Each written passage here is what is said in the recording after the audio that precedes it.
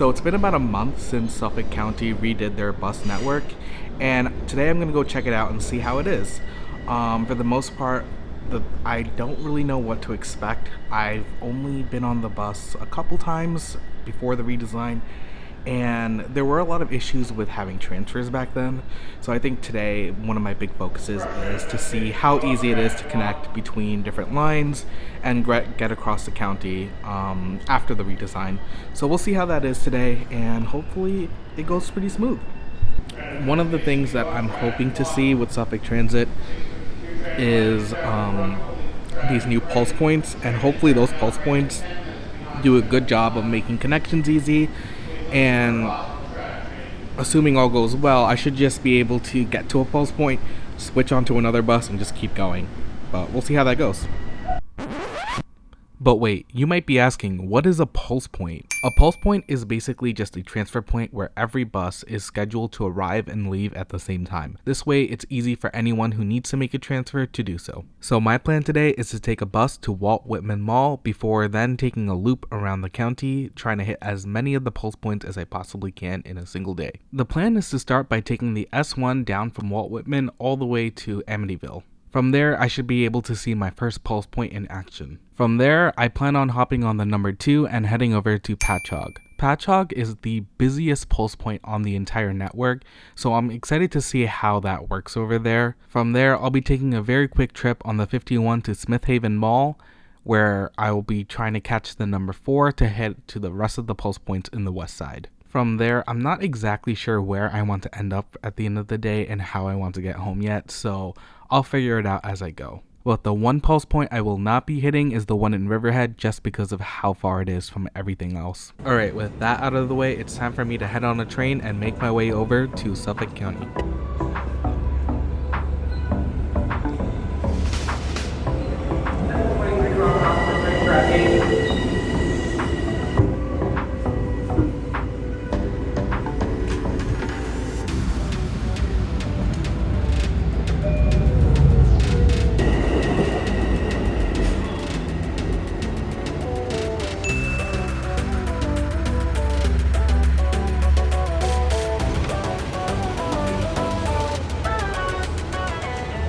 Arriving into Walt Whitman Mall, it seems like the buses here are already waiting for us. Even though Walt Whitman Mall is not a transfer point, buses here are still timed to meet up with each other to make transfers much easier. What makes this hub so important is the fact that there are 3 transit agencies that serve this bus terminal. Having 3 different transit agencies coordinate a schedule together is extremely tough, and the fact that they pulled it off here is really great. And it's time for me to board my first bus of the day, taking the 1 down to Amityville. Immediately after leaving the bus terminal, we can already see that buses are leaving at the same time, which is a great sign.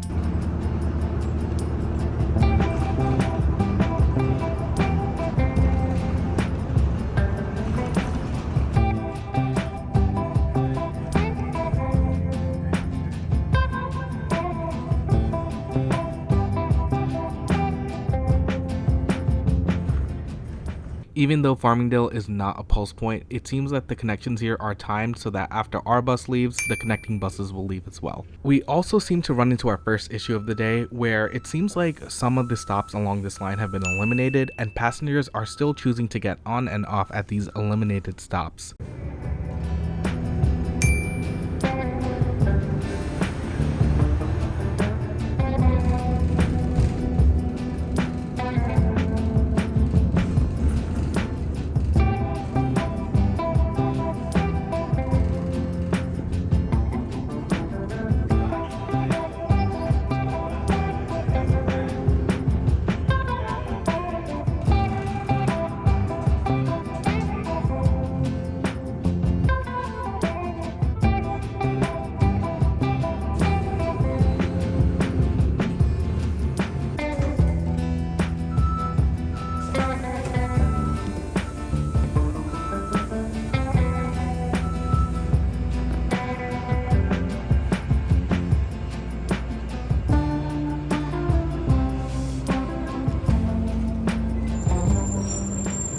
After realizing I nearly killed my phone, I decided to take a break at the library to charge my devices and then head back out for the next pulse. Since buses leave every 30 minutes from the pulse point, it is very consistent and easy to figure out when the next bus is going to leave. When it came time for the next pulse to depart, I expected there to be a big parade of buses. However, it seems like buses actually trickle out one by one.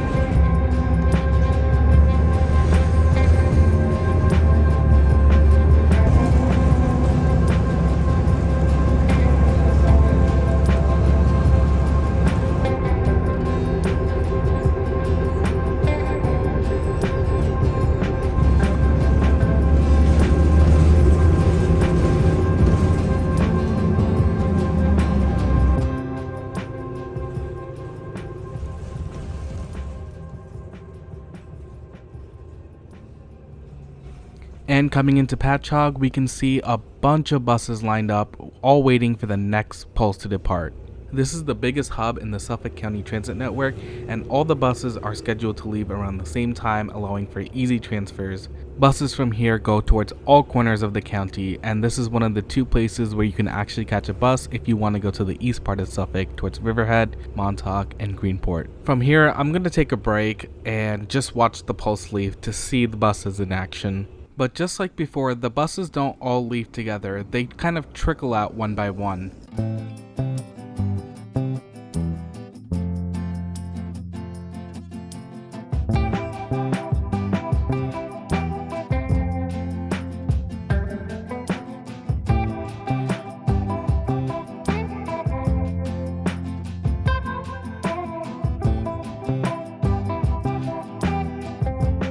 After the pulse left, I went to the station building to use the restroom, and it's actually a pretty nice station building for a small station like this.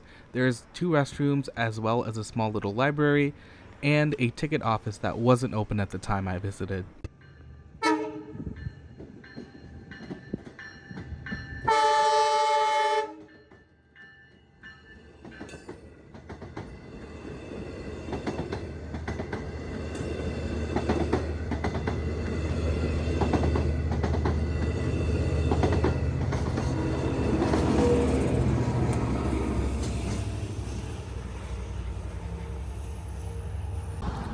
Alright, that was actually a pretty long trip, so it's time for me to get some lunch.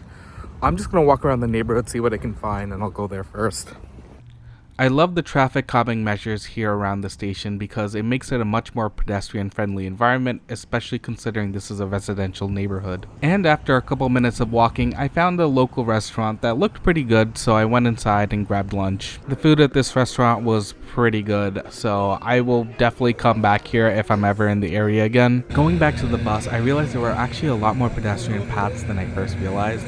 However, I was in a rush to catch my bus, so I did not get a chance to film any of those. Another weird thing I noticed at the bus stop is the fact that the bus signs are still showing the old routes that used to stop here, even though this stop looks like it's almost brand new. And just like before, the buses started trickling out one by one, so it was only a matter of time before the 51 showed up.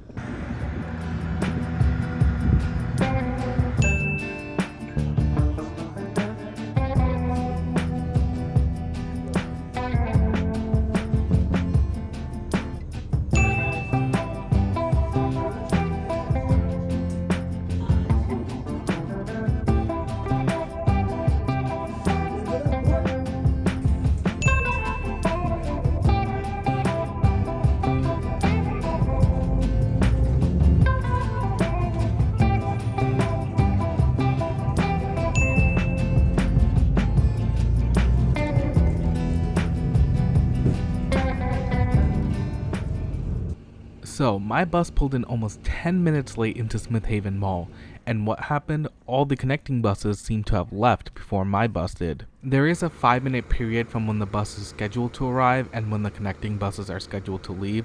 However, my bus was 8 minutes late, and there doesn't seem to be anything in place to hold the connecting buses if my bus is late. That was very unfortunate, but luckily for me, this happened right next to a mall, so I was able to go inside while I was waiting for the next bus.